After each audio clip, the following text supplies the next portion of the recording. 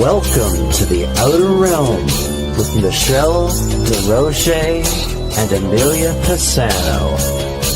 Airing live on the United Public Radio Network, 105.3 FM in New Orleans.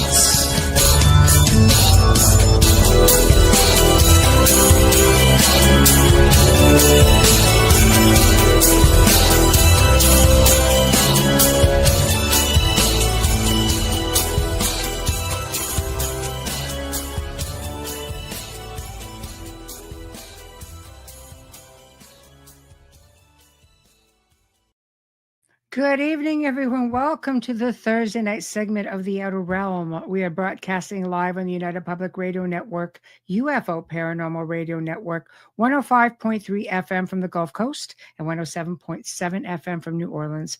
We are fully sponsored by the amazing folks over at Folgers Coffee, who have been a part of our journey for the last few years. Thank you, Folgers. We couldn't do it without you, nor would we want to. Also, big thank you to Justin Snicker, a.k.a. Dr. Snick, the Sonic Surgeon, for the contribution of his time, his music, and his voice for the intro you just heard. He is an award-winning composer of Halloween, horror, sci-fi, and dark wave electronic music, which can be found on all of your favorite streaming platforms. Also, thank you to Steve McGinnis, the artist behind the banners and logos here at the show. Check him out on Facebook and Instagram.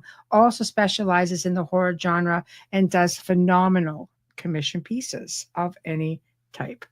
So tonight, I'm really pleased to be sitting across from my dear friend Dave Bennison from Historical Niagara. You guys may remember Vicky Bennison, who had Fika with Vicky here on Tuesday afternoons here on the network. And she did well. You guys loved her. We loved her. And we were sorry to see her go. But life does that. And it just throws other things in your way. And that's the way it goes. But look for her to come back on her own schedule, because it's going to be great. She's going to be bringing you all the same stuff she always did and a whole lot more. But tonight is about Dave. Dave's been on the show before. Historical Niagara is a huge Facebook page. You guys should check it out. And there are things on there. Boy, you really have to dig deep. I always say the beard of knowledge, and that's definitely a thing, because he is super knowledgeable and he does a lot of hard research and goes above and beyond. And with tourist season, around the corner, we know that everybody flocks to the attractions and the rides. But when you're here for a week or so and you're wondering what else can we do, there's so many hidden gems here in the entire region. And stuff that people had absolutely no idea even existed.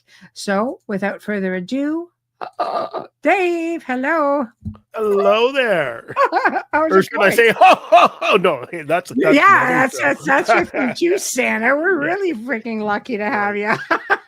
I gotta say, you're mentioning my wife Vicky, and one of the reasons she had to do the thing is she had to take care of my backside, so that's why she had to. So it's become quite the thing with us. But thank you for having me. I look forward to being back, and it's a pleasure. It's a pleasure. You do so much research, and when you say she's been taking care of you, what have you had going on? Because I know there's a lot going on with you, and yet you're still able to do all of this incredible stuff. So why don't we start there?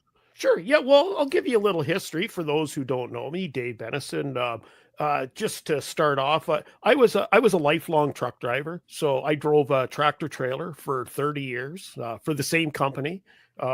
And I drove for 15 years all over the U.S. I did dedicated New York City, been to every state, every province, except for, I think, Newfoundland. But and over that course of the years, a lot of people, that drive truck and that they'll understand this is they know that it can be a really challenging to keep your physical, self and stuff. And I sort of fell into the trap of bad eating habits and bad sleeping habits. And that caught up with me after 30 years. And a few years ago, about 3 or 4 years ago, 4 years ago, I was diagnosed with kidney failure. And I had progressive kidney failure. And then 2 years ago, I had complete kidney failure, and I had to go where I am now on dialysis 3 times a week, and Wow. yeah. So it's like I say, it's a progressive disease. Those people that deal with people, with kidney failure and stuff, they know what it's about and stuff. One of the interesting things is when I first got this, we were offered to be able to do home hemodialysis at home. Which is amazing. Yeah, and so me and Vicky took an 8-week course in Niagara Falls, and they trained us how to use the machine. They brought the machine to the house, and we're all set up. It's great because I can do it on my own time, so I don't have to schedule into hospitals and stuff. But you have to stick to a regimen, and it has to be done correctly. You have to follow all the rules and regulations. But it works, and but it takes a lot out of you as well. It does. It drains you. And the other thing is it's a lot of, takes a lot of out of the people around you too. So Vicky helps me a lot setting the machines up. And, we get a truck that comes once a week with all the, or once a month with all the, the supplies for the thing. Yeah. And so it's scheduling that. And it just became a lot trying to juggle the show. And so I really appreciate her. Of course, my son, who's 30, in his 30s, he took some time off and came home to help us out. And it's been a really, because I physically can't do the things I used to be able to do.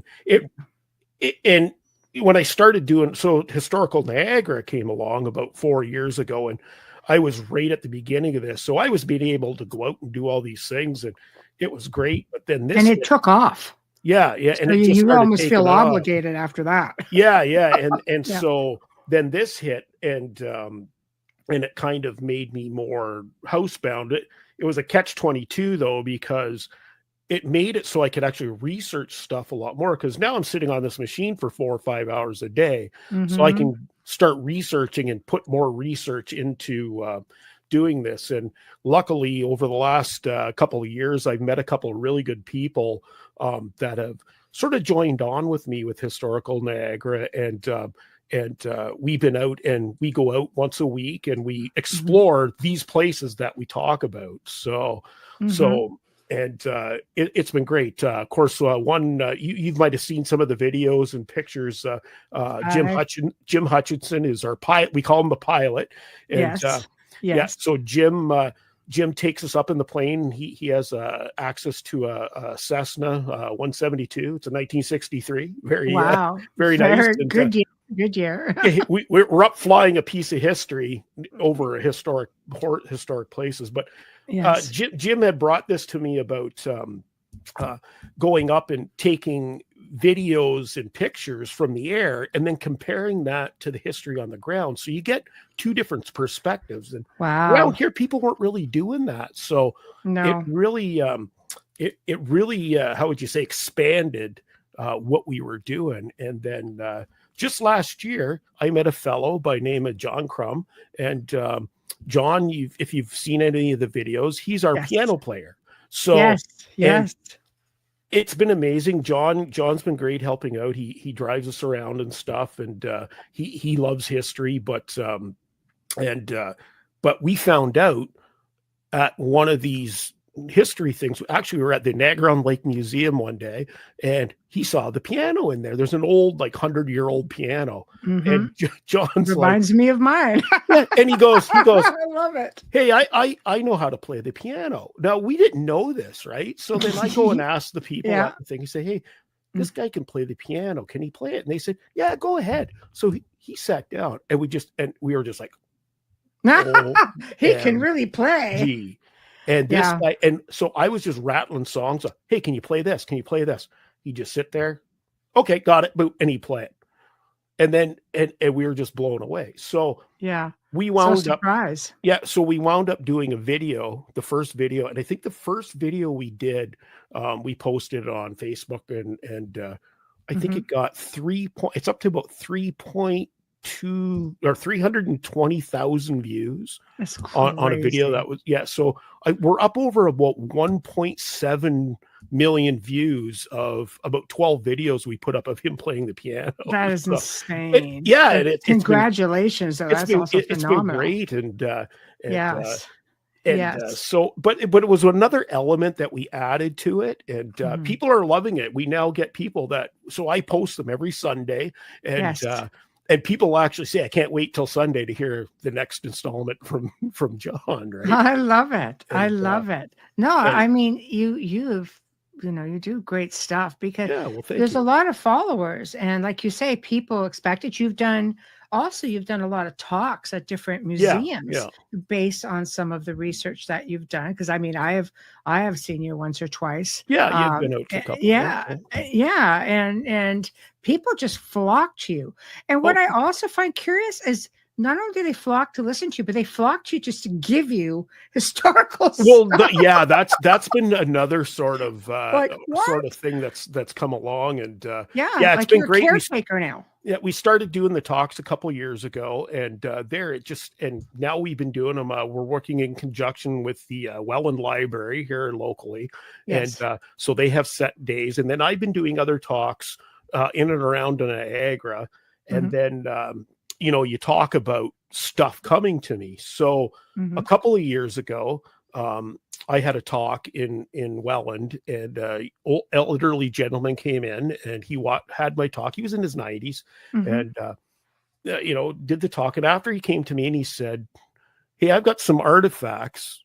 When I pass, you can have them." Right? So I've been talking to a bunch of people and sort of put it on the back burner. Well, then his grandson called me like the day before Christmas and said, Grandpa died.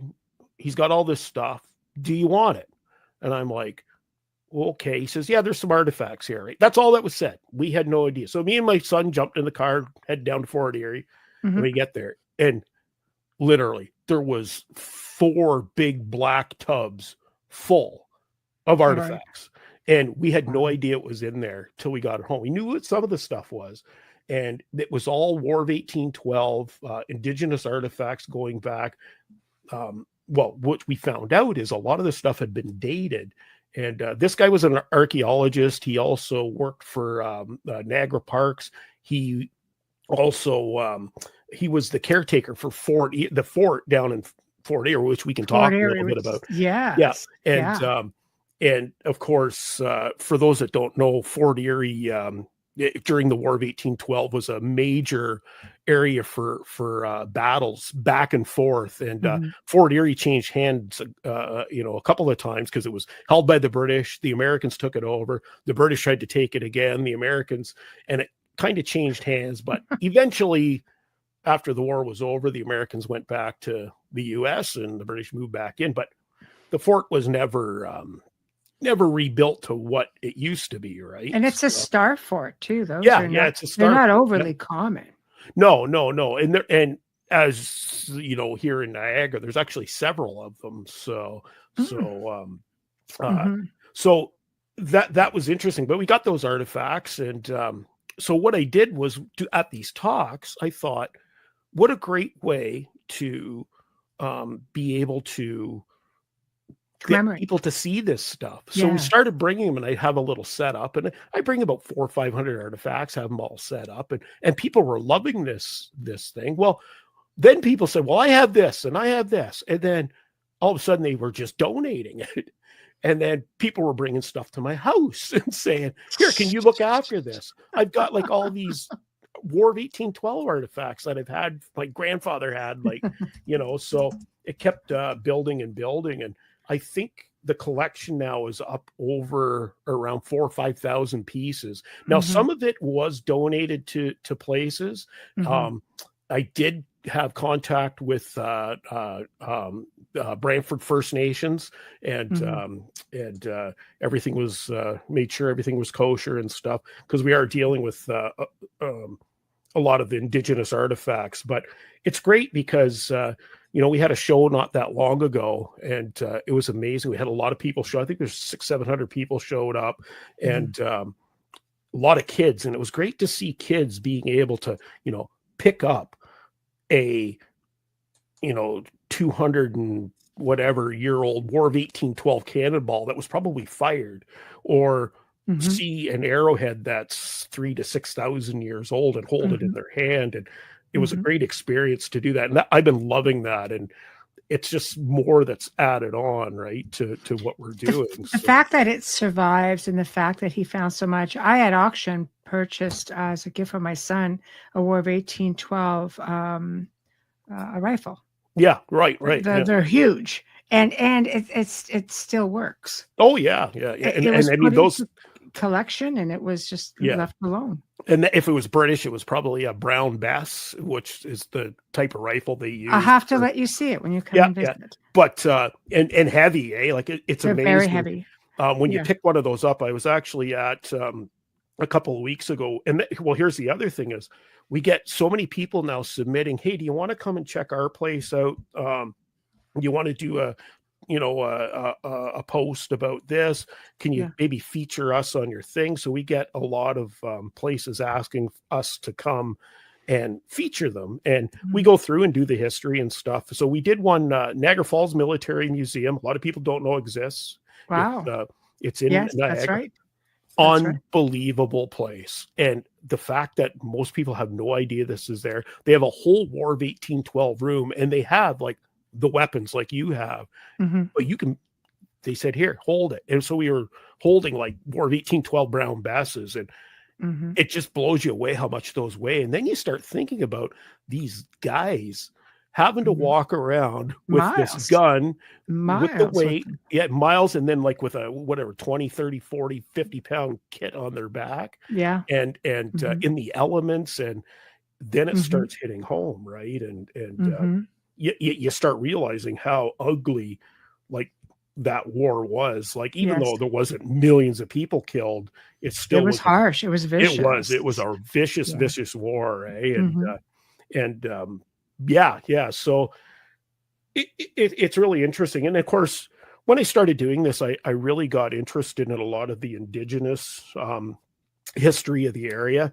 There's been a bit, but there's been a lot more that has come to light in the last, I'm going to say, about 40 or 50 years in our area. It was kind of unknown what was kind of going on here, but then with archaeological digs and stuff that have happened in the last 50 years, the stories being told, and then there's new stories about what happened with the indigenous here, and how long they've been here, and what they did, and where they lived, and it was kind of unknown. Like it was, but now we have definite evidence of places, and it's really interesting that, with the work with, like, say, Brantford Six Nations and the Ojibwe and the different nations around, being able to lend their, the stories, right, and the oral tradition. So it's a mixture of the oral tradition along with archaeological. And that's telling a better truth or a more precise truth. So I think that's great. I think it's great. And that's wonderful. Here in Niagara, we were saying stuff to talk about, like here in Niagara, because for those that don't know, the Niagara area, it spans a big spot, right? And I'm pretty much talking, when we're going to talk tonight, we kind of stick to everything on basically the west side of the Niagara River, or Strait. We have to say both, because people call it the Niagara River, but technically, if you go by the technical thing, it's a strait. And that's a whole debate on its own. But I always say the Niagara Strait or River. And we usually talk about the history on this side. With the Niagara area, that does include the American side. It does go, into upstate New York and down into a little bit of so much there. It's a huge, vast area. And then, of course, here, Niagara kind of stops, like Grimsby, that sort of area, down through Dunnville. And then this side, I always say this side of Dunnville, east of Dunnville is the Niagara area. Some people say it's all the way out to Hamilton. It just depends on where you are. The people in Hamilton might get offended by that, but because it's Haldimand and stuff. But generally, this whole area and in the Niagara area, if we go back in time to the time of the Indigenous and the people that were here, of course, there's been artifacts found in the Niagara area that date. Right now, the oldest artifact that has been discovered in Niagara, as far as I know, has been in Thorold.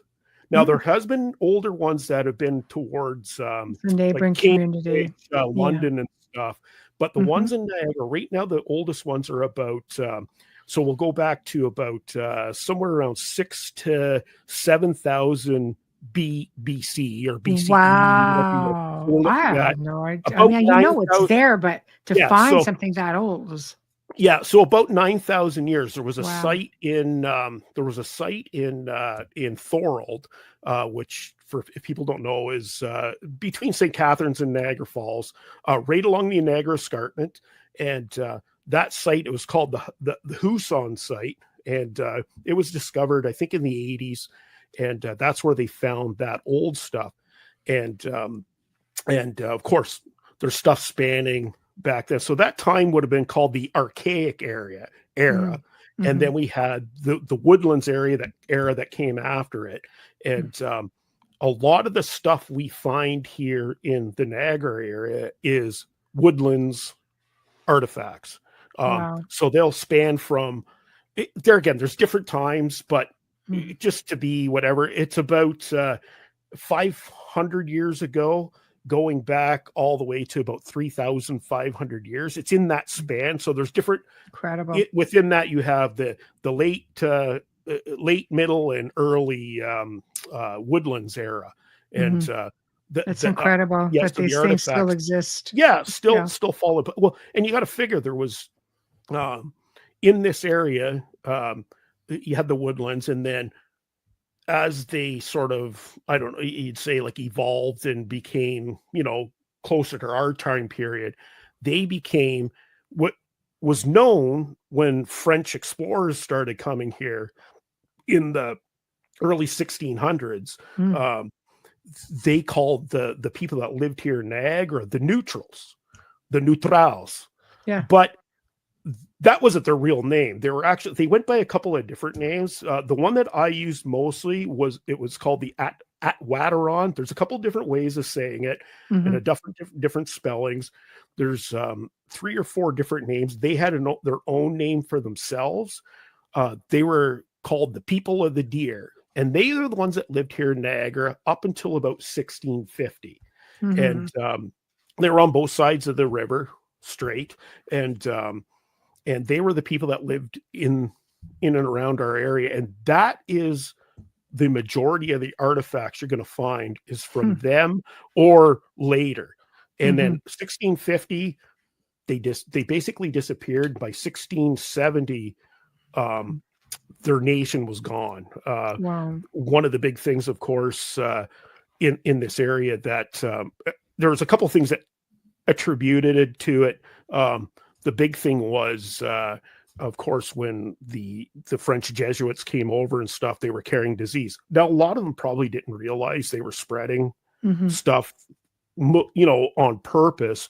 Don't forget, over in Europe, they were going through the exact same things, right? Like they were dropping like flies over there. So when it came here, but they just had no immunities here. So that group of we'll call them we'll just call them the neutrals for now, because it's easier to say than the other names. Yes, of neutrals, course. They got decimated by disease, and around the same time there was a thing called the Beaver Wars that were going on, and there was a lot of fighting between the different nations, especially like between the neutrals were fighting with the Seneca and the Haudenosaunee and those group of people. And then there was also fighting with the Wendat and the Huron, the Ojibwe, and everybody was kind of jockeying around. It was all over, basically fighting over beaver pelts and stuff, right?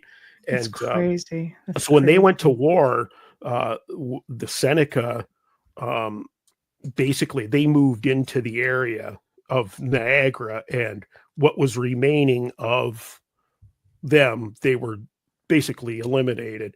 Now, Mhm. some of the neutrals were absorbed into like the Mohawk and the Oneida and it was the Five Nations back then. Mhm. Um, they were absorbed into them. The Ojibwe took some of them in, and then there was a group of them that moved out towards like Michigan and stuff. But by 1670, they basically were what they went from. I think the whole southern, if you counted everything for southern Ontario, Mhm. there was about 40,000, and it was basically reduced down to nothing. They were absorbed into other cultures, Mm. right? So, Mm. and yeah, they disappeared. So for several years here in Niagara, um, it was kind of like a wasteland. Like nobody Hard kind to of, imagine yeah, this place. yeah, like people didn't really live here until into the 1700s, Mhm. when, and then of course, Joseph Brant, out of, with the whole, Yeah. the revolution and pre-revolution and stuff, he was Mhm. granted land over by Brantford, and of course that's Mhm. why it's called Brantford. And Yes.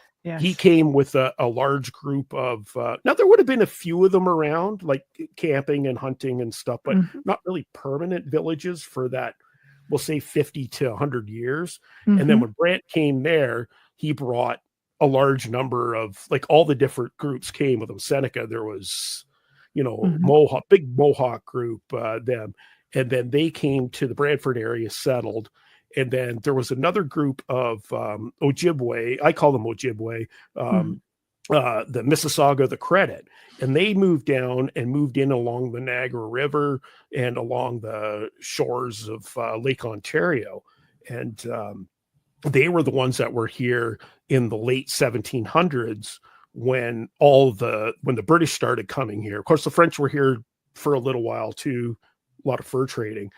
They came into the area, um, and they started doing the deals with the British. Some of them good, some of them bad. So, Yeah. there was a lot of shady stuff Mhm. going on. There was a lot of good things that happened too, Mhm. but it's and that's how and then of course those people settled, and the Mohawk and the Oneida and the Six Nations Mhm. became the dominant players in the area. And of course, we lead up to the War of 1812, and Mhm. the Mohawk and the Oneida and the Six Nations wound up siding with the British, and they fought along with the British, and they became allies with them during the War of 1812. And there's great stories about, different people and stuff, but that's sort of a brief, if people are wondering, an early Niagara. Of course, I've summed it up a little bit. There's a lot more and little things going on. And Mhm. we talk about the like, one of the reasons why things are the way they are here is Niagara Falls. Mm. And one of the big hurdles, so we think about it, we got the two lakes. So back before the Welland Canal, we'll get into that. How would you get from one lake to another? Well, Portage. you had to portage. That's right. And Yes. and Yeah. and that was that's a whole story on its own. So the the first sort of portage that, well, I mean, the Indigenous had portages going around the falls Mhm. for a long time. They would have had them on both sides, but the Yeah, one that, because to be clear, real yeah, quick, it's like a 450-foot height difference, right, between the yeah, top of the yeah. falls and the Yeah, drop down I where you'd can't have to come remember in what from it's Lake like. I think Ontario, it's, yeah, 150 meters or something like something that. like I that. can't, Yeah, yeah, yeah. it's 400 something. Yeah, So yeah. it's substantial. It It's is, yeah. substantial. Yeah, But okay. the big hurdle is to get up the escarpment, right? Yes. So Mhm. and back in the, 1600s into the 1700s, on the American side, that was the major portage first. And then of course when the British um took over Upper Canada, um back then in the late 1700s, Mhm. they established, which was already there. The Indigenous did have a portage going around, but it was established as a British portage on the Canadian side, Mhm. and that started at Queenston, Ontario. If you're talking on the north end, so the north end of Mhm. the portage was at Queenston, and then Mhm. at the south end was at the Chippewa River, or, well, we don't call it Chippewa River, it's the Chippewa Creek. I have to get that right because it's a little confusing, because there's the Chippewa River and the Welland River. They're the same thing, but one's the Chippewa Creek, the other's Mhm. the Welland River, and it Mhm. gets confused a lot. So, and if you're from Chippewa, you call it the Crick. You don't call it the Creek. I got to make sure I get that right. The Crick. Yeah, that was the old name. So, Mhm. and that there was where the portage on the south end was, but that's how you got goods around. And then on the Mhm. American side, there was one at Lewiston. It went around the falls and then came out on the north end of the south end of the falls, sort of by Grand Mhm. Island, Mhm. where Grand Yes. Island is, Mhm. but on the The Niagara American side. Falls, yeah, the American Yeah. side. So it's pretty interesting, and that was the flow of people for a long time, right? Was Mhm. to get around the falls that way, Mhm. and of course the Portage Road built up and stuff, and a lot of the towns like Niagara Falls and Queenston and stuff we saw built around these places. They were the first, and Niagara on the Lake, um, Yes. and of course we get into the settlers that start coming into the area in the late 1700s. A lot of them were what they were called Butlers Rangers. I Yes. could spend a whole day talking about, we could do a whole show on the Butlers Rangers. They're amazing. It's Yeah, amazing history. it is. Yeah. And of course the Butlers Rangers, I'll do a brief thing. Yes, yes. They were a group, sort of upstate New York area. There was a guy named John Butler. He was one of the major guys. There was other guys that formed with them, but he was Mm. the major one. And for our American friends, who don't know about them, back in those days, the Butler Rangers they were, you would call them terrorists, because they Oh they boy. they actually, they laid waste to a lot of places. They were feared. They were hated. So when the revolution was over, basically those people, if they were still loyal to the British Crown, Mhm. they had to leave. If they didn't leave, they would have been hung. They would have been shot. Wow. That's how. I mean, they burned villages, and you know what I mean. They Mhm. were enacting terror, right? And Mhm. so those guys came to this side of the border, into Upper Canada, and well, they started it, right? So Yeah. John Butler came here in the late 1700s and established a village Mhm. in what we now know as Niagara on the Lake. But when Yes. it was first there, it was called Mhm. Butlersburg. And a lot of people don't know that Niagara on the Lakes originally was called Butlersburg. Actually, Niagara on the Lakes had several names. So it started off as Butlersburg. It then became Newark. Then it Mhm. became just Niagara. Then it was like North Niagara or West Niagara. It had a couple different names. And eventually, in the 1800s, later in the 1800s, it became Niagara on the Lake, what we know as today. But Which pretty is one of much the most prestigious it is. areas in the entire Niagara region. And of course, Niagara on the Lake has seen wars. It was burned to the ground in the It war. was, and it's 12. known as the most haunted town in It Canada, is, yeah. probably because of all of this. Well, everything. It also, on top of that, is you had Indigenous that would have hunted and camped at the mouth of the river. It's Yes. possible there were villages there, although Mhm. no definitive ones have ever been found, but the Mhm. place has been so altered over time, they could have Mhm. just been erased. We do know they were like temporary villages, or And three camps. Yeah. three forts. We Well, that's have it. Yeah. Fort George, we Yeah. have Fort Niagara on the other Yeah. side, Fort And Mississauga. Fort Mississauga. Yeah, that's right. Yeah. Yeah. And of course, Fort Niagara was first, and it was built by the French, Yes. and that's an old fort from the It is. 1600s. Actually was the first fort along the Niagara. It's crazy. It is, That it's still there.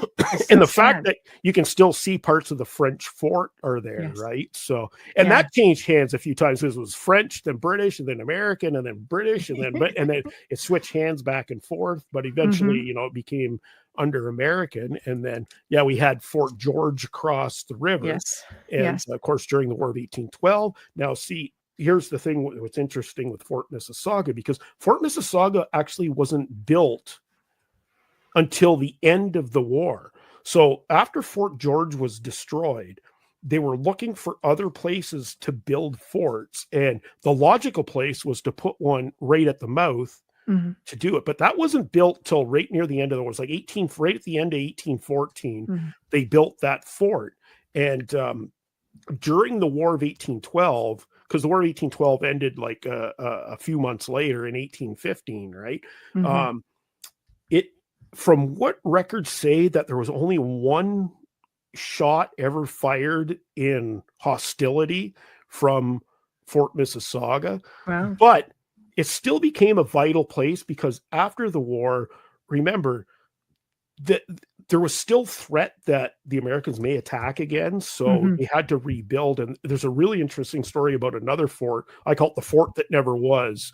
And we'll talk about that in a minute. But Fort Mississauga was built. Really interesting with the Fort Mississauga. And of course, at the same time, and this is there again, we get into this, is a lot of African slaves were coming to Canada around that time, and a lot of them were fighting for the British. Wow, because Simcoe was Simcoe was basically, come fight for me, and I'll, you know, this. Well, they were coming north, so that's great. Give your freedom. So Fort Mississauga, the majority of it was built by an all-black regiment, and kudos to them. It's still standing. And interesting too is that fort was built on top of a lighthouse, and it was the first stone lighthouse ever built on Lake Ontario in Upper Canada. There were ones along Lake Ontario in the U.S. that were earlier, but this was the first one, technically the first lighthouse in Upper Canada. Was crazy. There. So I can't believe there's zero remnants of it. Yeah. So what they did is a lot of it was damaged because remember, in the War of 1812, the town was leveled. There was only a few places left. True. One of it, they believe, was the lighthouse was damaged. So they took parts of the lighthouse to build the structure that's there today. So when you go there and see that brick structure, that was built from parts of the lighthouse. They also use damaged houses and stuff, and it's amalgamation of that. So it's got a really interesting history. And of course, after that area was used for like staging grounds and training for military men and stuff. And that went all the way up into World War I, and they were training guys there. So, and eventually it became it just became sort of obsolete, and it basically grew up, and it was all forested and covered up. And then the golf course bought it, and it's actually now, for people that go there, it's in the middle of a golf course now, and it's a prestigious golf course. This is just like a country club, but it's been closed down, but it gets opened up because I know I have filmed there on a couple of occasions. And so it gets opened up by very special requests. It's not like you can just have access to this thing. And the first time I got inside there, I couldn't believe it. I was like, oh, yeah. It still stands. It's still amazing. What's amazing, too, is so I think like Niagara Parks took over it. I can't remember the years, like 60s or 70s. And then they started cleaning it up and realized it's all still in situ and still there. So, like you said, the building itself has no access, but for people that come to that area, you can go and visit this, and anybody can walk out there and go take it out. There's a pathway. Actually, Niagara Parks did a wonderful job building like just plaques and stuff to explain where everything was, and you can go there. You just can't get access to the building, but it's an amazing thing. And I always tell people when they're in Niagara, go check out Fort Mississauga, because first of all, it's free to go check it out. It's free. And of course, like you said, if you're And it's got bunkers around it that you can go inside. Yeah, You yeah, can go yeah. inside of there. Yeah. Yeah, and it's really, really interesting. So it's Yeah. great part of the lore, but a lot of people think that it was War of 1812. It was, but it was just after. So and like I had said about them building that fort, and this is interesting. So the town of Font Hill that's Yes. here. So for those that don't know, we have a place called Short Hills, and it's a beautiful area. Font Hill's kind of Outskirts a bit. And that area right after the War of 1812 was actually slated to build a fort there. So and again, on top of a golf course that's there now. So, or close by. Yeah. So the highest, and one of the interesting things with that is that spot in Font Hill is the highest point in Niagara. So on a good day, and they actually had observation towers there back in the 1800s. From an observation tower, you can see York, which is Toronto, and Buffalo, all from the same vantage point. And you can see 360 degrees all around you. So perfect for troop movements. You know what I mean? I'm surprised they never built it. Well, one of the things is, so it was planned. I think they might even did some surveys of it. But of course, as 1815 and 1816 rolled on and we realized the threat wasn't here, it never wound up happening. But another thing that did happen from that is, and one of the reasons they wanted to put there was now you've got a fort out of range of American cannons, and it was a great staging point. I'm surprised they actually didn't build that fort prior to, because when you think about it, it's strategically, you've got a 365-degree view. You can see everything coming. And I bet the reason why they knew that is because the indigenous people probably did the same thing. So their warriors and stuff would have been there, and they could see any enemies coming. They knew all the movements of everybody, could be all watched, right? So they probably said, build your fort here, but they just never listened, I guess. No. Yeah. But another fort that got built because of the War of 1812 that never saw any action was down in a place called Port Maitland on Lake Erie. And we've actually been there. You remember we went there that one time? I remember. Yeah. Yes. And that's an interesting one, built in 1815, right after the war. It's called the Port Maitland Navy Depot. And they built basically a fort there, and it was a Navy depot. They had 4 British ships there, and but it didn't last long. Again, they built this fort, and once the threat was gone, it just sort of it didn't last long for one thing, and it's an interesting. Well, it deteriorated for a reason, because they built it too close to the shore, and erosion. And ice came and destroyed the whole thing. Oh, ice on Lake Erie destroys everything. Yeah. And there's an interesting sort of causality with that, because Fort Erie that we've talked about, of course, that's an early fort too, but Fort Erie was rebuilt, a couple of times, because the original Fort Erie that was built isn't where it is today. It was actually technically be underwater today in the Niagara River, Lake Erie. Yes. And when they first built that one, there's actually records that say the indigenous warned them, do not build your fort there. It will be destroyed. And guess what happened? Yeah. Ice came and destroyed the first Fort Erie. And then they moved it back up on to closer to where it is now. And of course, that fort was destroyed during the War of 1812.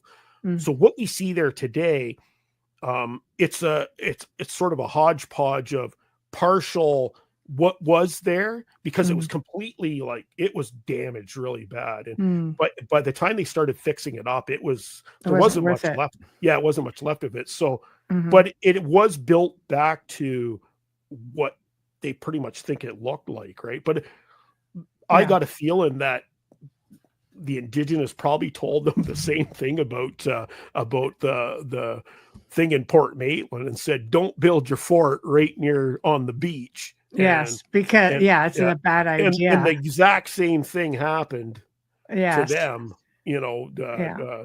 a few years later. I have a quick comment. Yeah, go ahead. Jim, welcome from my hometown Jim of Rolla, I know him. Sudbury. Yeah. Yeah, from my hometown of Sudbury. I love it. Oh, there you He go. goes, which was the fort built during the War of 1812, but dismantled after the war with the idea that it was too close to the American border and we didn't want to offend the U.S.? On the Canadian side? Yeah, I I guess don't so. know if there Yeah. was there was the other fort that was built. There was a fort at Chippewa. So that was Fort Chippewa, Fort Welland. Now, it wasn't really dismantled. It just wasn't used after, right? So it was there for a while, but it was dismantled for another reason that we haven't got to, and that's the building of the Welland Canal. And that's a whole other story. Another great one. Another great one for sure. Yeah. So, just a second. I'm just seeing. I think this popped out here. Oh, I think we're back now. Oh, yeah, I can hear you. There we go. Never lost you. That was all you. Oh, yeah. Don't No, touch that was anything, me. Vicky said. I'm getting talking with my hands here and flying around. Vicky's orders. Don't touch anything. That's right. So, a fort I've never heard of a fort on the Canadian side that was purposely dismantled for that reason. Most of the forts, like I say, after the War of 1812 they just weren't used anymore. Like I say, there was a fort there. There was another little fort at Queenston Heights. That's another interesting one. We had talked about the portage, right? So during the War of 1812, midway through, of course, Queenston Heights was taken over by the Americans. Of course, Brock was killed, and then the British took it back over, and then it was taken over by Americans again, and it changed hands. But the British built a fort. Well, it wasn't really a fort. It's called a redoubt, and it's like a small earthworks with cannons and stuff. It had a blockhouse at it, and you can actually go there and see the remains of it. If you go to Queenston Heights today, you can go there, and there's a splash pad built on top of it. There was also a battery there that had cannons, and that was renamed Fort Real later on. And if you go there today, a few years back, that's where they built the monument for the Indigenous people. And now the name's escaping me what it's called, but it's really nice. There's big statues there there's a statue of John Norton and John Brant, which was Joseph Brant's son. Both guys played major roles with the Haudenosaunee that fought with the British. They have big statues there. There's a great thing, turtle in the ground for, it. I love it, and great reuse, I think, of the property. But a lot of people don't realize there was basically a fort there too. So the other fort, like I said, we had was at Fort Chippewa. That was a really interesting one too. So, but as for dismantled forts, no, I don't know. I mean, if he knows of one, hey, Dave's all ears. yeah. Because, like I say, that was there was 1, 2.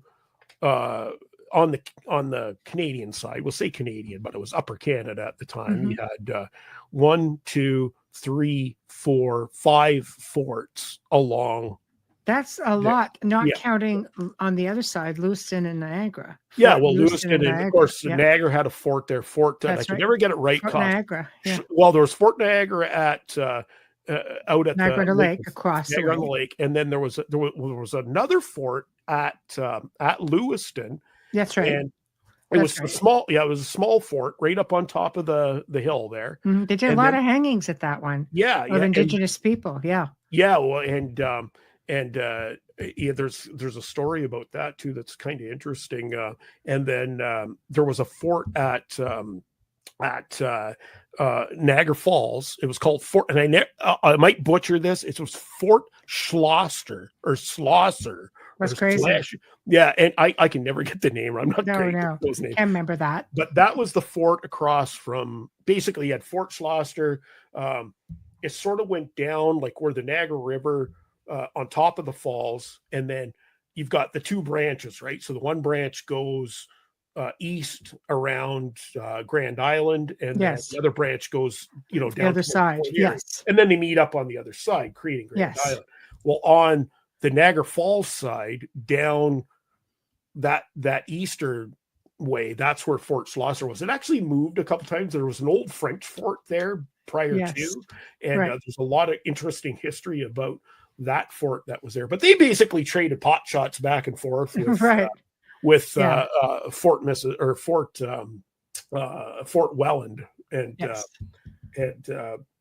there again, that Fort Schlosser was the terminus, the southern terminus for the portage. So it made sense. You build your forts to guard the entrances, right? And stuff that, and that's when a lot of these forts were built, was to guard this. So, and then of course you had Fort Erie, and then in Buffalo there was a small fort at Buffalo at Black Rock, and it's all gone today. If you go there, there's a building sitting on the site, and I just call it the Black Rock. There's a name for it. Again, it's escaping me, but they had forts along there, and of course on the American side they did have block houses that sort of protected all along too. So all the way to Michigan. I mean, they had the Fort Mackinac. That's right. Yeah. Right. Yeah. I mean, they just kept going.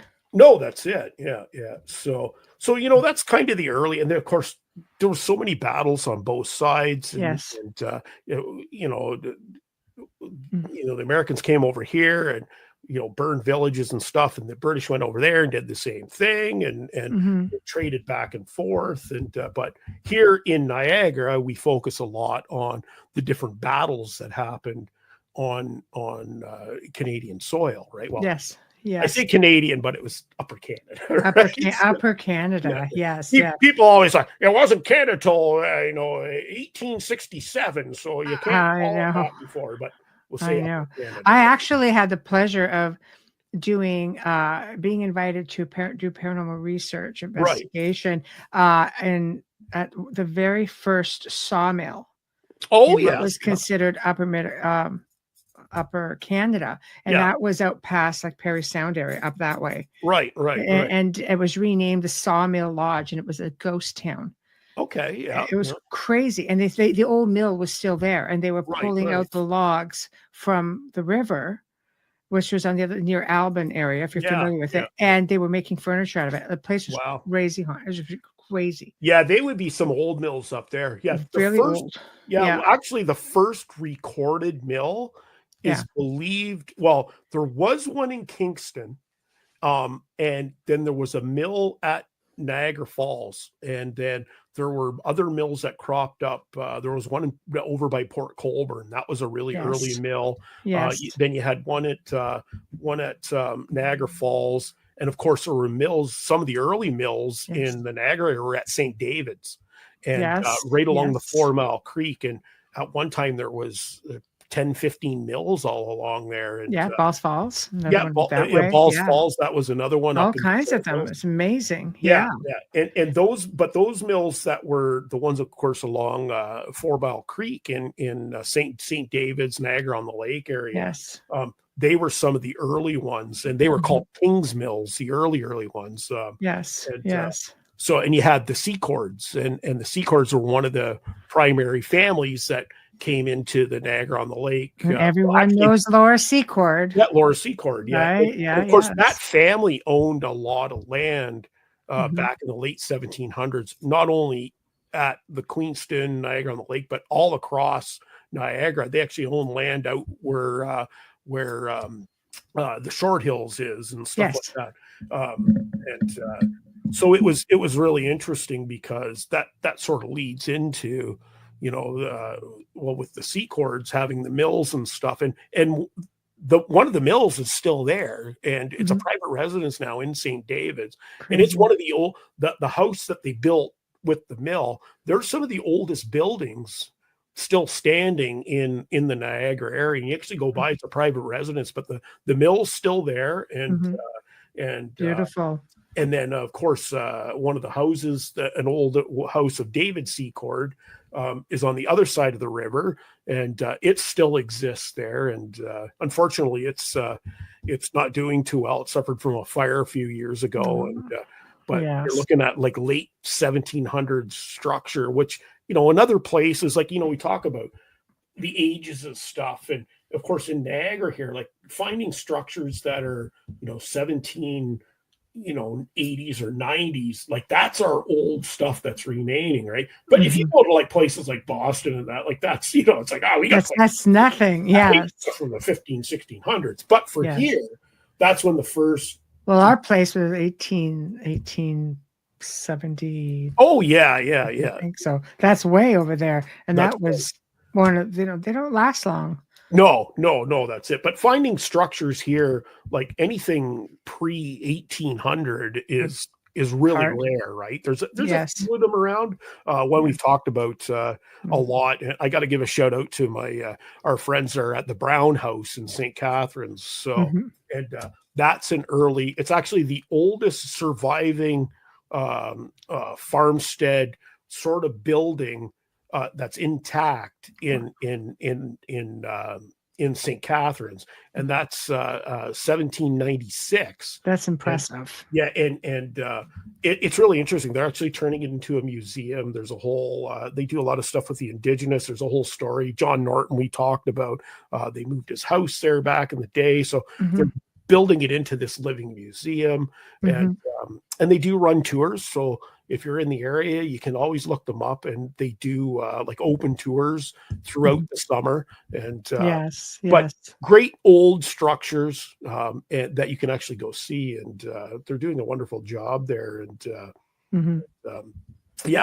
so, you know, it gets into, but coming back, you know, come back to Queens. Of course, there's another place we've been going to a lot. You might have seen is Willow Bank in. I filmed at Willow Bank. I love. Have you been? Yeah, you've been there several times. Yeah, it's beautiful. And, it's beautiful. Recently, we've been going to Willow Bank, and we got a full tour there a couple of times. And of course, John was asked to come and play the piano for one of their graduation ceremonies. Wow! Really Way interesting. To go, John.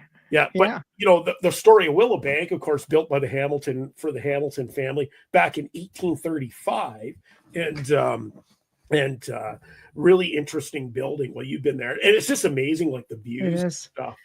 It's taken a lot of restoration work, and they've done an incredible job. Yeah. And that building had so many uses. Of course, the Hamiltons had it, the Bright family.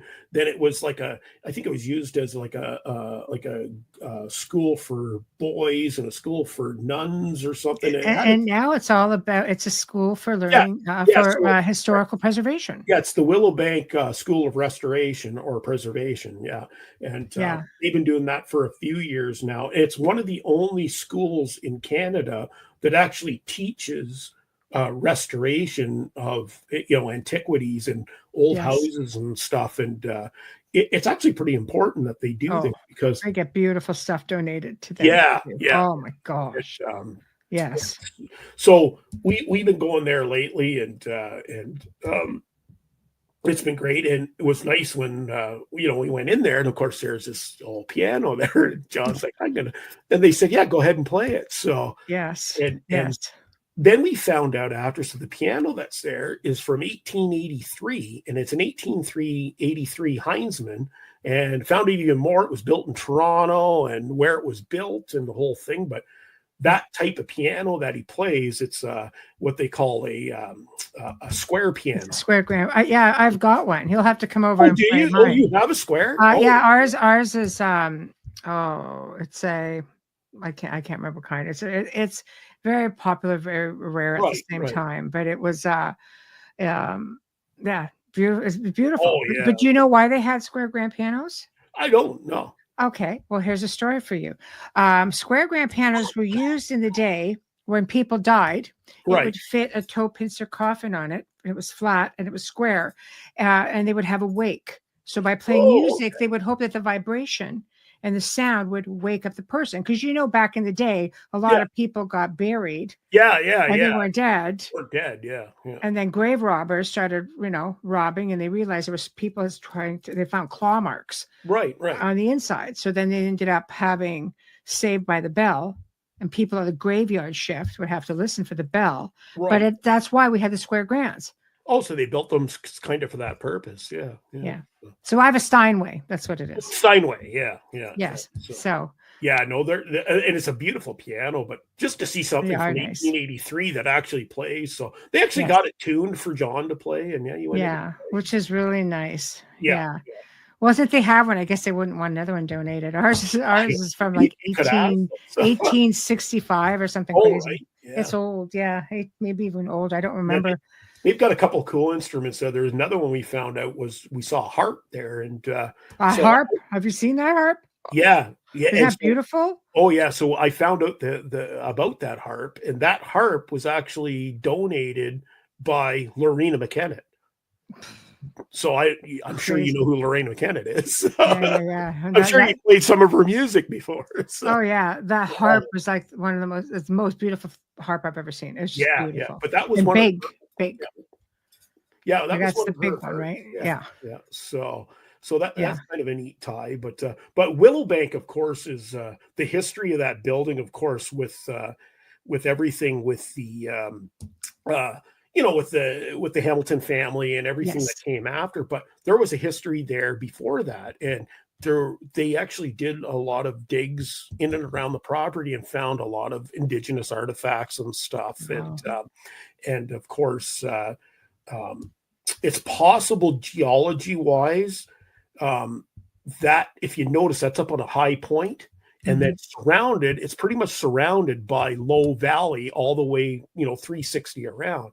And they're thinking back, thousands of years ago when Lake Iroquois was there, that might have been an island at one time. So really? It makes sense that there was indigenous artifacts there, because they would come out, probably camp on the island, hunt fish, and you know what I mean, from the island. So it makes sense that there's a concentration of artifacts there.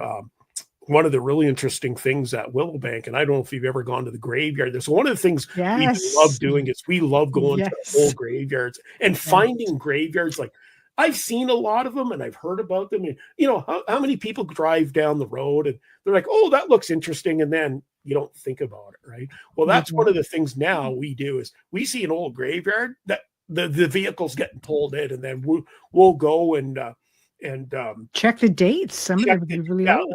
I mean, a lot of them are really old, but a lot of the old graveyards. So one of the really interesting ones is at Willowbank. There's the Hamilton. I call it the Hamilton Butler graveyard, but the Butlers that are in there are probably not relation to John Butler. Because they're closer to the outskirts. It could be distant descendants and stuff. Yes. They call it the Hamilton graveyard. And it is one of the, I don't know if you've ever been in there. But I have. It is one of the coolest looking graveyards, just because, again, it's surrounded by like 100-foot valley on three sides. Yeah. And beautiful. There's that big stone wall. It's all kind of fallen down now. Yes. And then you've got those old tombstones in there, and there's some old ones in there. But one of the interesting things is we talked about the Battle of Queenston Heights that happened, and that was where General Brock was killed. And of course, Brock, when he was killed, that's a whole story we could get into, because it's such an interesting history. It is on Brock. Yes. Of course, for those who don't know who Brock was, he was they call him the hero of Canada, or the hero. Yes. He was a major general and stuff, and he was killed at the Battle of Queenston Heights. One of the things we found out is there's always been sort of they don't really know 100% where he actually fell, because there's different accounts from different other soldiers. And of course, they all put him at different places. Right now, there's 6 going sort of place. They're all within the same area, right? But what they've done is they picked a spot that's below the heights, one of the proposed areas, and that's where they've put a monument. There's a monument there. There's actually a monument to him, and then there's one for the indigenous people there too. And there's actually a monument for his horse, and but it marks roughly the spot where he was killed. So of course Brock was killed on I believe it was October. I'm going if I'm wrong here, but I think it was October 13th in 1812. And when he was killed, they brought him back to a house over by Laura Secord's house, which wasn't that far away at the time. And it was called the McCabe House. And his body was brought there, and they kind of hid it in the house. Basically, they just didn't want it. You know what I mean? Yes, yes. So they hid it for 3 days, and then him and another guy, McDowell or McDonald, I think it might have been McDonald. He was another guy. Anyway, he wound up dying at the battle, and him, Brock and McDowell were brought to the Fort George, and they were buried at Fort George.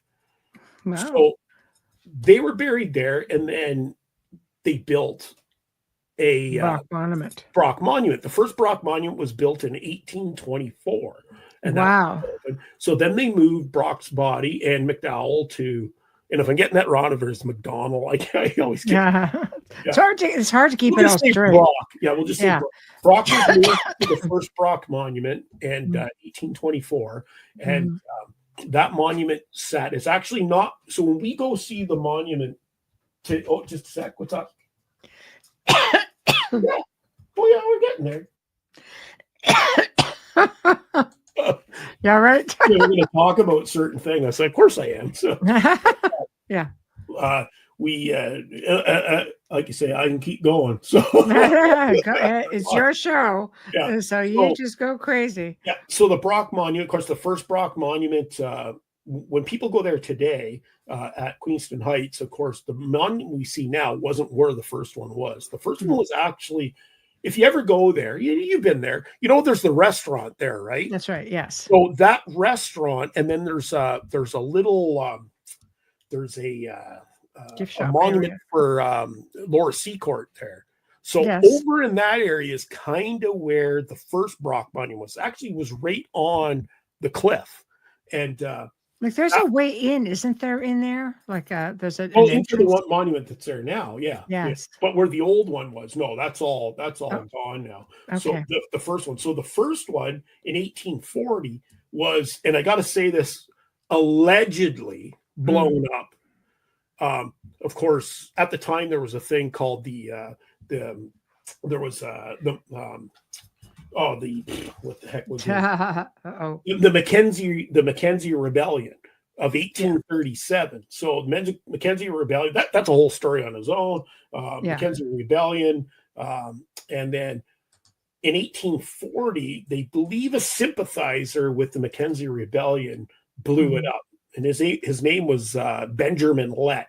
Now, people will say he probably didn't. He denies he ever did it, but others say there's evidence. We'll just say he did it. I'm with you. But anyway, that monument was blown up. So when that monument was blown up, they took Brock's body and they actually moved him to the Hamilton graveyard. And he was buried in that graveyard for 13 years. Well, they built the new monument that we see today. Right. So then he was moved back to the Hamilton graveyard by Willowbank, was there for 13 years. They don't know exactly where he was put in there. So he might, but they're just not telling people, right? So, and then in 1853, when the new monument was built, Brock was moved back, and what was left, apparently there's not a lot of them left of him because he got moved around so much.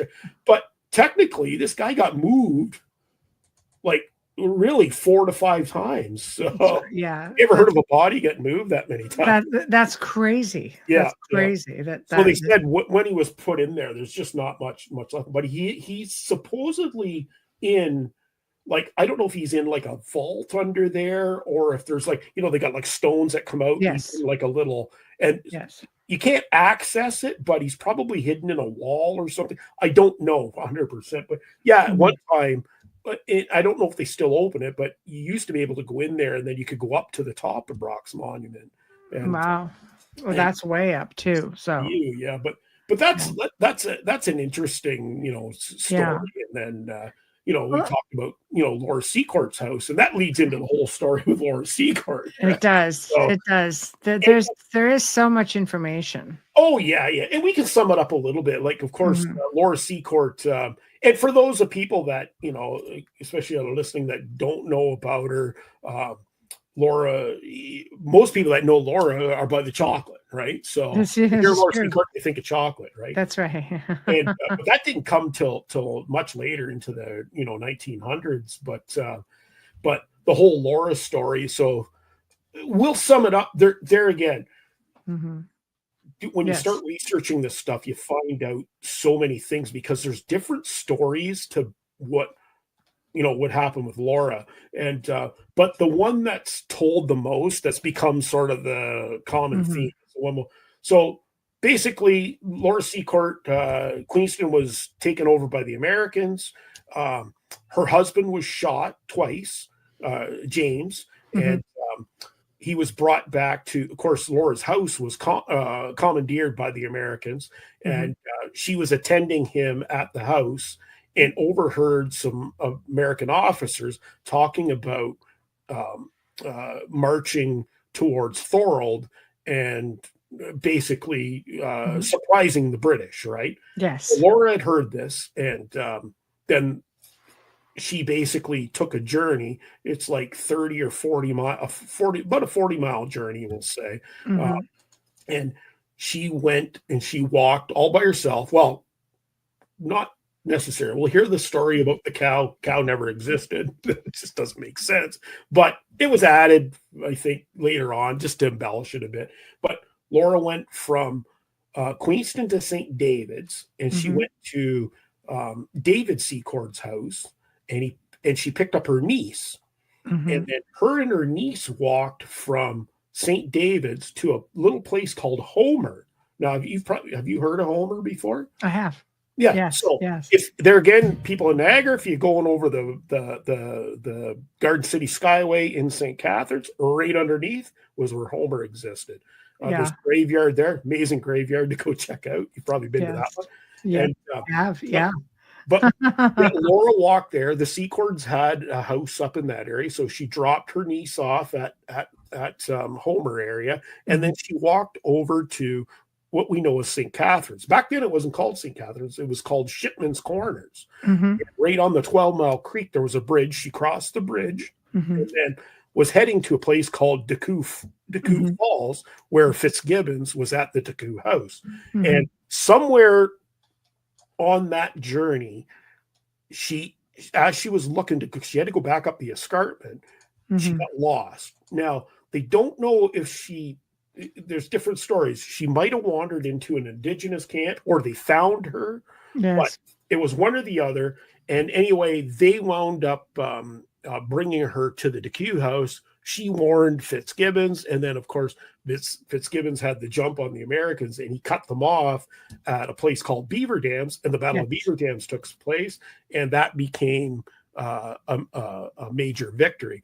The cool things with that is, and that was kind of lost for a while, is that the Indigenous played a major role in that battle, and it wouldn't be till years and years later that they finally got acknowledgement for doing what they did. And it kind of left some bad blood because they were promised a lot of like different deals and stuff, and the British kind of reneged on them and stuff after. There's a whole thing that went on. Yes. But they finally did get recognition, and there's been monuments and ceremonies and stuff about it. But really interesting. And then, of course, Laura went back to her place and lived with her husband. And of course, after the war, they were destitute. Like, nobody kind of knew she did this.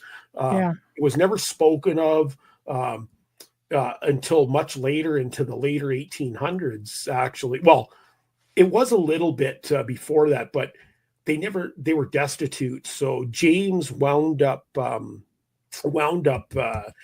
getting a job at Chippewa as a toll taker. And they moved to Chippewa, and they had a house in Chippewa. You can actually see the house is still there. So a lot of people don't realize Laura Secord had 2 different houses. And Yes.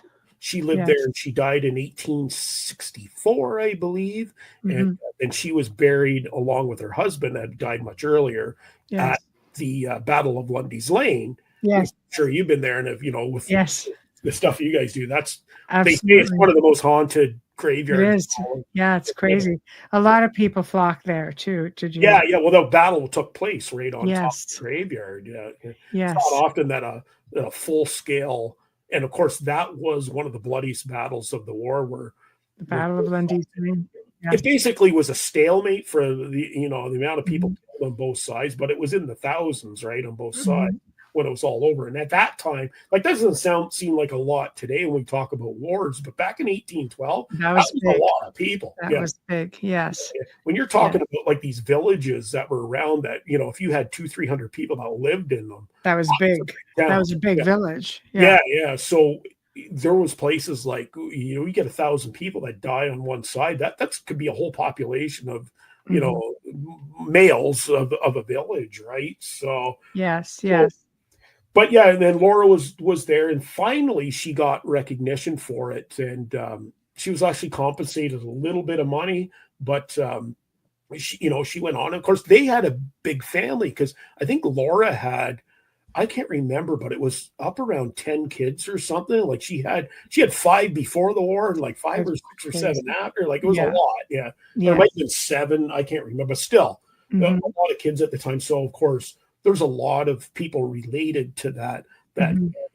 And again, we're just telling one of the stories. There's been a few other ones. But it's like anything. And this, Michelle, is as stuff gets older, the information we gets more watered down, right? Because they didn't take records as much. And a lot of places burned down. It wasn't uncommon. I mean, a lot of records were destroyed. Yeah. I mean, we tried getting a lot more history on our home, and luckily Wayne really plugged at it and came into contact with people, reached out to people who were descendants of the family, and that's how we got most of the photos, because the original archives burned down. With all the research that I've done in assisting people in historical places through the last couple of decades, I can't tell you. You're lucky if the public library holds, like, people donating things to try to build it back up, because the old archive buildings are just gone through fire most of the time. Right. Yeah. Well, so continuing on now, if you got another 5 hours, moving sort of on, there's a lot of stuff that happened, but one of the big things I think we got to talk about is, and of course, another reason why things are what we see today, and the whole Niagara area is because, one thing. Well, it's actually not one thing; it's 4 things. And that was the Welland Canal and the building of the Welland Canal. Yes. So most people that come to, Niagara. I'm going to put up pictures while you're talking, okay? Yeah, go ahead. Of course, the Welland Canal, people that come here today might not know. They'll know that there's one there, and that's the 4th canal. It was the 4th one that was built. So here we go. This is the Welland Canal. Very famous. Yeah, there we go. Yeah. Lots of stuff. And of course, there's tons of historic pictures.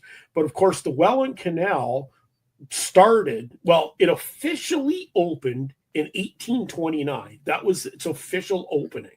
Wow. And of course, the Welland Canal was built to circumnavigate the falls, so they could actually get ships from one end to the other. Before, if you wanted to get a ship from one end to the other, what you had to do, and they didn't do this very often, but it did happen once in a while, you would have to go to Queenston, dismantle the ship, carry it by hand, horse, cart, buggy, bring it over to Chippewa, then reassemble it and carry on. And, that's so a lot of ships didn't go. So the building of the Welland Canal, opening in 1829, that opened up commerce to basically to the whole area, right? Like all of Southern Ontario and the U.S. And it was a big game changer. Of course, they did have the Erie Canal, And Yes. That was, a little bit older than the thing, but a different route and different access points, and it took a lot longer and stuff. This would cut down a lot of travel time and that. So Welland Canal actually began construction in 1824. So, and it's actually started at a place called Allenburg along Highway 20. That's where they put the shovels in, right there. And they actually had a ceremony last year for the 200th year. And so 1824, the canal was built. And a lot of people don't know this. This is I love when I found this out years ago, is Merritt. So William Hamilton Merritt was the guy that, started the Welland Canal Company. And there was other people, John Kiefer, and I can list a whole bunch of people. But anyway, yes. We'll say Merritt, when he started digging his ditch, because at that time, that's all it was. So, and when they started building that at Allenburg, the idea was it was going to be a tunnel, and they were going to dig a tunnel from Allenburg to the Welland River, which is down by Port Robinson. And they actually started building a tunnel at both ends. So initially they started digging. They didn't get very far because they wound up that the soil and the rock was horrible there, and it was just collapsing in. And the other thing is that the investors were like, well, we don't want you building a tunnel, because if you build a tunnel, you can only run barges through it. You can't put full sailing ships through it. So he got a lot of pressure from the investors, and that's why it is what today. So it's called the deep cut there today. They had to open it really wide. Lots of people died there. Believe it or not, probably one of the biggest unknown graveyards is just north or just south of Allenburg, because so many people died there in the collapses. And of course, back then, a lot of it was like a lot of the immigrants that came over to work on the canal, a lot of Irish immigrants, they came over, they had no families, they had no records, they had nothing. Like, they just came to work on the canal. And when they died, nobody knew who they were. They had no family to collect them. So they're just there. Like, they just buried them in the ground with the, you know what I mean? Or dug them up. Like, there's, in the building of the construction of the canal, I can't remember. It's just less than 200 people that are registered that they knew who they were, but potentially could be into the thousands that actually died. We just never know, right? So, but I always say, like, it's sort of like one of those graveyards that it's you know what I mean? Unmarked. Yeah. It's sad. It's really sad. Yeah. And what's interesting, when they built the first canal, of course, it went from a place called Port Dalhousie, and it ran down the 12-mile creek, actually. And I won't tell them, but it went right in front of where you guys live. So you look out your window and you can look at where the Welland Canal used to go. There, the first and second canal. So the first and second canal ran from, and the third part of the third, but the first and second ran there, went up through St. Catharines, and then up through Meriton into Thorold, and then on down to Port Robinson. But the original one only went to Port Robinson, and then it went onto the Chippewa River out to the Niagara, and then you would go that way.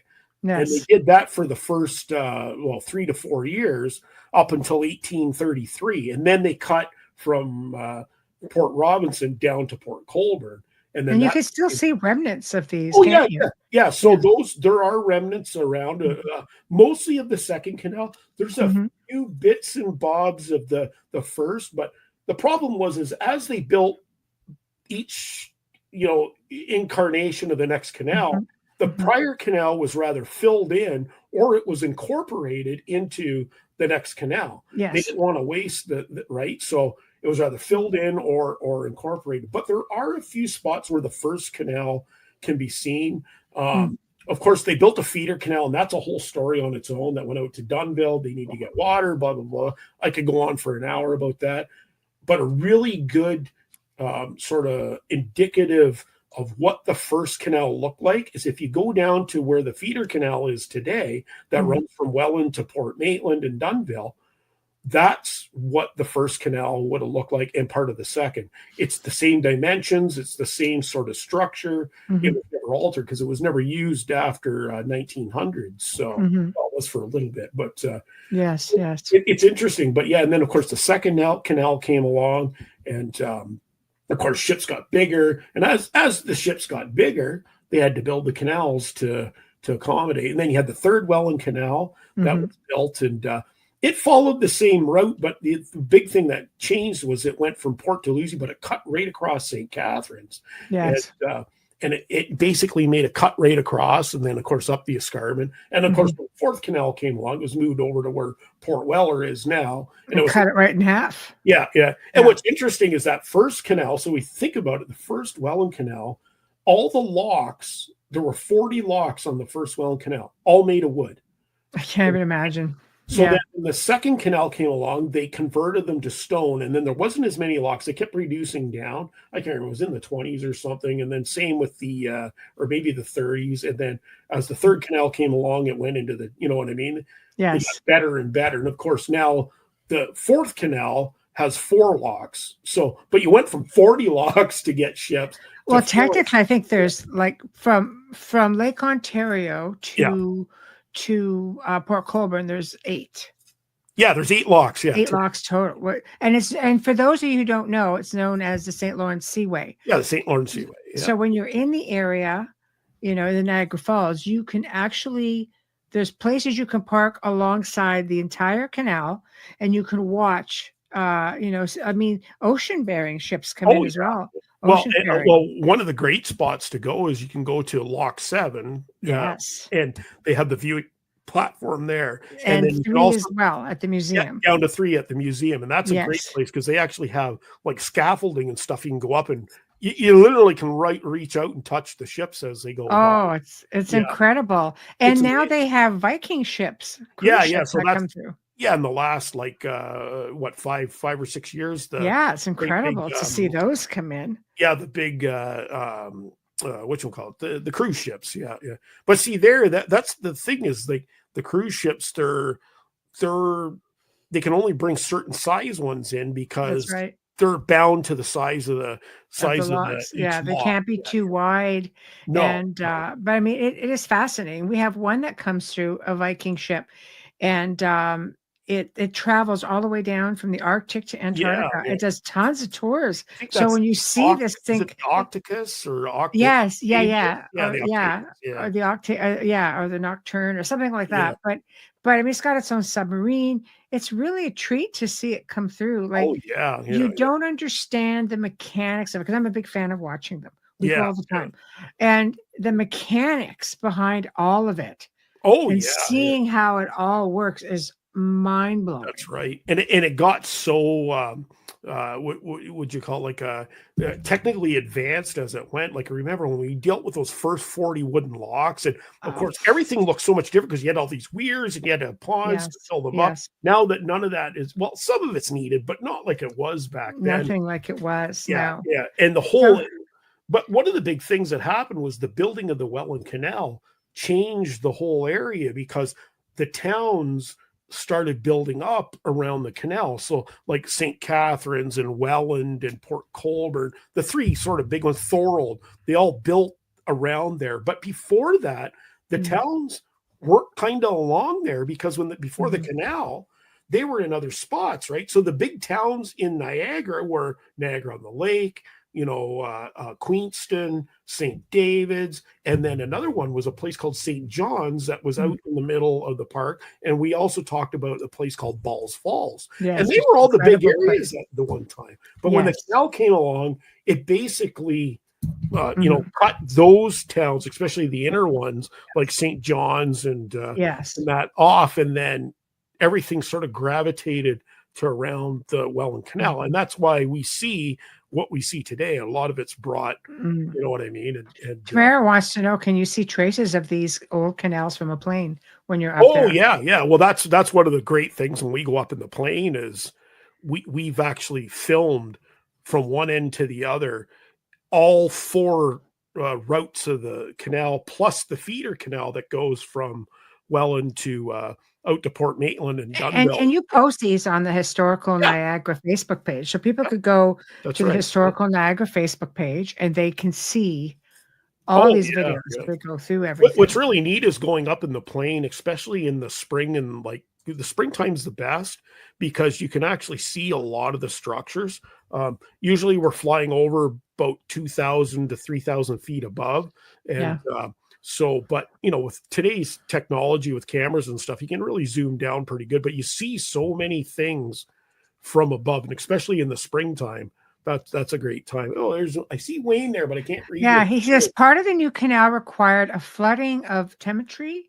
Apparently, all the bodies were exhumed and moved, or the cemeteries. What I think he's trying to say. But the bodies were exhumed and moved, but there are still rumors that not all of them were relocated. Only the stones were. Yeah. Well, Wayne's bringing up a girly. So that's in Thorold, and that is so in Thorold. And that was an old cemetery. So as it goes up, the flight locks, like Lock 7 and stuff, to the east of Thorold, it's sort of the east side of Thorold, before you get to the escarpment, that area, and of course, that's right near the Blue Ghost Tunnel. Yeah, another haunted location. So just south of that, there was a church there. I believe it was called St. Peter's Church. And it was an old church, and they had a graveyard there. I actually it's too bad I couldn't, because I got pictures of that graveyard. And what it looked like. So as like Wayne had mentioned, as they were building the third and into the fourth canal, they had to flood a lot of that area for these weir ponds. And it wound up basically these graveyards, well, they had to be moved. And one of the things that happened back then, so you figure when these people were buried in the 17 and 1800s, again, a lot of them they might not have had families or like just their line ended. So basically the town of Thorold came in and said, look, they probably had the records and went to all the people that they kind of knew and said, hey, if you want to move your family's thing, you've got, I think they gave them you got a year to get them, but you have to pay for it and fund it and everything yourself. Wow. So if people didn't have money, no, that was a lot of money to do that. Or if they had people that just didn't have family, they were just left there. So, That's true. But technically, legally, they're supposed to exhume them and all that. But we know, and it's coming up a lot, especially in a lot of archaeological stuff, not at this site. There's another site in Port Colborne this is happening at now. And bodies were showing up. Well, of course, when they dug that, and even to this day, when they drain the canal in the wintertime to do maintenance and stuff, and that area gets drained. And you've probably been out there and seen it, but you can actually go out and see crypts. Sometimes the tombstones come up. They said back in the day you would find, skeletal remains and stuff. Yes. Probably today you wouldn't, because it's just the soil. You know what I mean? It's been so long now, they would have deteriorated. It's possible, but if you go out there, so there's two locks there, Lock 21 and Lock 22 of the third canal, and when they drain that, you can actually see all that stuff there. And actually the church, which was removed a long time ago, you can actually see the foundation of where the church was there, but it's because I got a great picture of the church with the graveyard in behind, and that's all happening. And like Wayne had mentioned, right now that's happening in Port Colborne. There was a 1833. There was a burial ground in Port Colborne, and it was supposed to all be moved when they started expanding stuff. And the bodies and everything were supposed to be moved out to the one where Hopkins' tomb is. Was at Oak? What, I can't remember the name of the graveyard there. I want to say Oakdale, but it's Oakwood Graveyard or whatever. The one something like that. Yeah. Yeah, where Hopkins' tomb is. Anyway. Yes. All those bodies, and they were at the Sugarloaf Marina there, down by the Sugarloaf Marina. They were all supposed to be moved. So they started building stuff down there. And recently, well, they were finding bodies here and there still. And then they're like, well, wait a minute, there shouldn't be anything here because these are all supposed to be moved. Yeah. Last year, so there's an apartment complex. So last year they were doing, it has an underground parking garage, and they ripped up the pavement. They had to do some and they found, like, I think it was 19 full skeletons in the basement there. And all of a sudden now it's like, well, wait a minute, maybe none of these people were moved, or very, very few.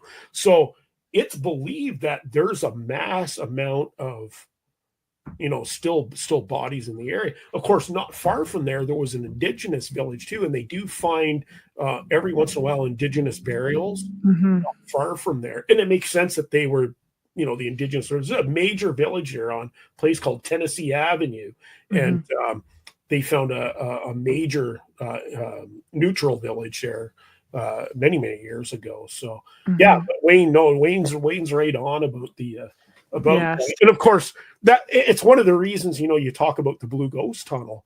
And, and it's one of the hot places for a lot of the paranormal people to go to. And you think about it, well, it's basically the whole place is surrounded by death, right? So you had a wreck that happened there. Somebody sent me a crazy picture of that.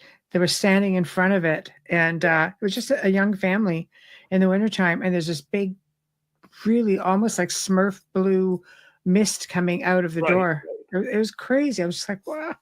Well, you got to figure too, like one of the interesting, that's a long tunnel. I think it's 176 feet long, and it actually goes on an angle, and really, really neat. It was built by the Grand Trunk Railway, and it wasn't used a long time, but of course there was a train wreck there, and when it was built, a lot of people were killed building it.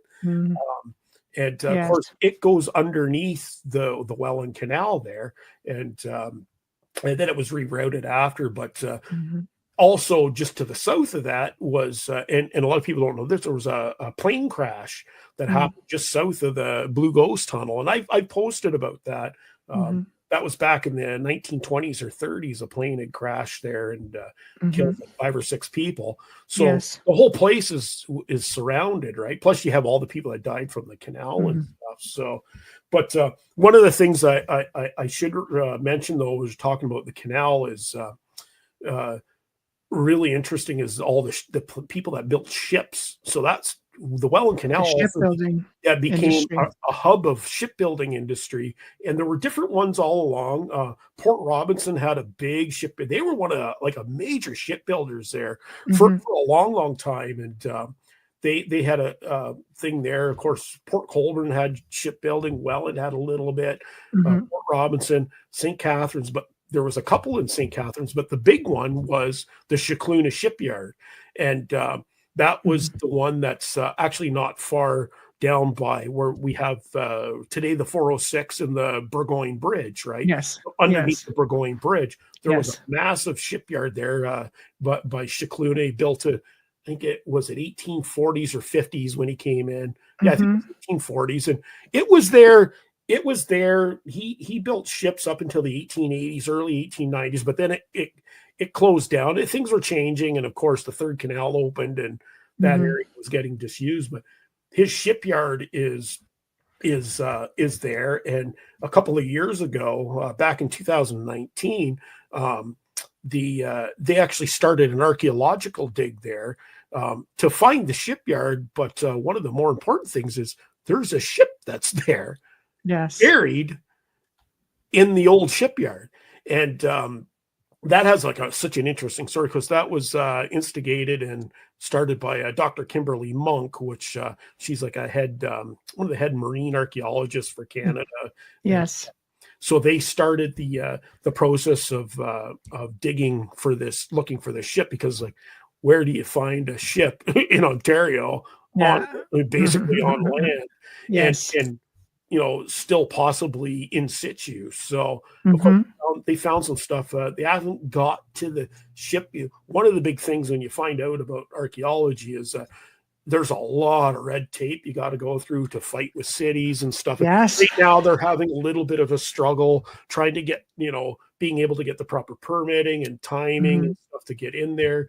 That land has another use has been in, it used to be the old firefighting place and stuff. Yeah, so it's really technical. It is. Where it is. Yes. But that's really neat. And what's neat is the ship that's there. It's called the Charles Napier. It had another name too, and I can't remember it often. Anyway, what's really interesting is that ship was built in Port Robinson. And that ship was built in Port Robinson, and then it had another name when it was built in Port Robinson, and then it was, used by different companies, and eventually it went to Chicluna. Chicluna fixed it up, and it was changed into another ship. It went under another name, Charles Napier. There might have been the Charles Napier. I can't remember. It had two different names. Yeah, it had two different names, and but that's the ship that's there. And it's kind of neat that it ties to this other shipyard, and of course, that today is really neat. That whole area is kind of neat as St. Catherine. That's where we talked about Lower Secord. So that's too. That's where Lower Secord crossed, because that's where Shipman's Corners was. So that's a long time ago. I love how it all connects. Yeah, and everything, it all connects. Yeah. Yes. I love how it all connects. The Chicluna shipyard is it's really neat. And of course, that whole area, they found like all along the 12 Mile Creek, and it makes sense. There was a lot of indigenous camps, so a lot of artifacts are found all up and down there. Another really interesting thing that's found, which is in the Niagara, and especially along that corridor, is they found mastodon teeth and bones, and mammoth. Holy crud! Yeah. Really? That's crazy. So there, and then of course, There we go. they found them. They found them in Niagara Lake. Yeah. There's been some in Niagara Falls, and then a bunch of them out in a place called Wainfleet, where the third the feeder canal. And there was a really famous one that was found out in Wainfleet, and it was, at the time when it was discovered, was the most complete mastodon ever found. And it was exhumed, and it's actually, you can go to the Royal Ontario Museum in Toronto today, and it's on display there. Yeah. So Fred, that's the name of the name of they gave the mastodon the name Fred. So it is, and it's at the Royal Ontario Museum to see it. And wow. Actually, if you go to the St. Catharines Museum, the one where the lock, where we were talking about viewing the ships. Lock 3? Yeah, Lock 3. So the Lock 3 Museum, they have a mastodon tooth in there. It's on display, so you can see it. I don't know if that was one that was found in St. Catharines or Niagara on the Lake. It might be one of the others. So, but they have a full mastodon tooth. But it's amazing. And then it starts making sense, right? Everything ties together. So one of the reasons why the indigenous people were here, they were, as the ice, if we go with the ice retreating 12,000 years ago up to 10,000 grounds. Yeah, and as the ice retreated, you have melt. Of course, the animals followed the ice flows, and people followed behind, and they just followed as those ice. So it makes sense that you find concentrations of indigenous artifacts and weapons and tools and stuff in these areas, because they were following the animals. And of course, that would have been a perfect, all those 12 Mile Creek and stuff would have been perfect for hunting and fishing, right? So I really wish we had more time. I could go. That's the thing, though, is I think that's the point that comes across, is there's so much history in here in Niagara. Do you want to come back for a part 2? For sure. And here's the thing is, like, we've just scratched the surface. Like, and I mean, I've rambled on for I don't know how long I've been on. 2 hours. 2 hours, 15 minutes. This is what winds up happening when I do my talks, because there's so much stuff I want to talk about. So it's hard to contain it, because this area is so rich in history, and there's so many different facets, right? especially going back, like we've got all the indigenous stuff in the Oh, yes. War of 1812, and like we haven't even talked about the Fenian raids and the, and all the settlers that came here, and of course, No, but we Canal. shall. Oh yeah, because Canal. I will book you for a part Yeah. part 2, because oh my gosh, there is so much. There is There so is much. so much, and it's been Yeah. one of my things I love, and it's great going out and exploring this, and it's great Yeah. having a little group of us that go out, and Yeah. it makes it, it gets me out of the house and once a week. I'm sure that makes somebody else in the household. Oh yeah. Some solace for a while, rambling on about history stuff. Well, we're going to do a part 2 then, because we're at the top of the hour, and I love it. I love it. So for everybody tuning in, I have to say thank you very much. Yeah, thank you guys. You're awesome, and I have like the best chat room ever, because even to our newcomers, everybody gets welcomed, everybody gets brought into the Outer Realm chat family, and I really, really love it. And I thank you guys all for that. And of course, I thank, Dave for coming in and just enriching our lives with the history of Niagara, because upon tourist season, we are here now, and it's starting, and there are other places that you can go and visit and get some rich history. And sometimes, enthusiasts, you feel it when you're visiting some of these places. So I've heard so many people say, God, this place just felt so like this or like that. And it is. It's incredible to all of those who came before us and just made Niagara Falls on both sides of the border essentially what it is today, and what so many people come from around the world to experience. So visit Dave's page at Historical Niagara on Facebook, and you're going to see a whole pile of stuff that he's talked about: photos, video clips, stories, and just all of this historical information. For those of you guys, tomorrow night we have Joe Montaldo, and he's going to be talking, I guess, Tales from the Vaults, from his organization called ICAR, which is the International Community for Alien Research. And there's probably between 65 and 85,000 people have contributed, who have been assisted and researched, and so many stories for contactees and experiencers. It's incredible. And for next Tuesday, I want to bring that to everyone's attention. On Beyond the Outer Realm, we have Simon Bone, who's going to be discussing his new book, Verified Near-Death Experiences, Proof of an Afterlife. Yeah, right there. So again, we've all been listening to The Outer Realm with myself, MicheleDerocher, and my special guest and dear friend, Dave Bennison from Historical Niagara. We will be doing a part 2, absolutely 100%. And we have been on the United Public Radio Network, UFO Paranormal Radio Network, 105.3 and 107.7 FM in New Orleans. Yes, he's a friend of mine, also Patricia. He's been on the show twice. So, yes, feel free to connect me. I'm all ears. So anyway, thank you all, and we'll see you tomorrow night. Good night.